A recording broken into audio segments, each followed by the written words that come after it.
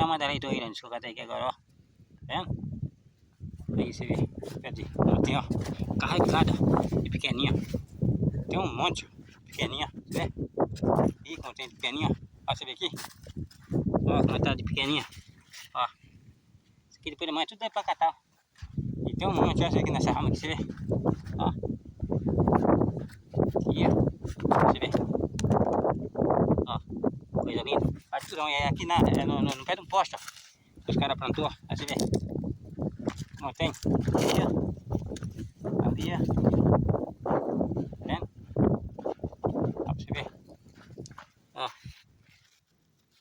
Tem um monte, ó. Tem um monte, você não vê debaixo das folhas, tá coisa debaixo das folhas. Ó, que você vê aqui. Ó. Ó. Você vê. Como tem, ó. No meio do mato, ó. Olha lá em cima lá. Esse aqui depois da manhã, tem um monte pra catar aqui, depois da manhã. Cata um dia sim, um dia não, pode vir catar de novo. Ó, você vê nessa ponta de rama aqui, ó. Olha nessa ponta de rama, você vê. Duas, ó. Uma aqui, ó. E outra ali, ó. É um farturão, menino. Nós estamos pisando na fábrica de mel. Farturão aí, é sem plantar. Os caras trazem e plantam aí, ó. Depois se não buscar, madura um monte aí. Aí tem que ir pegar.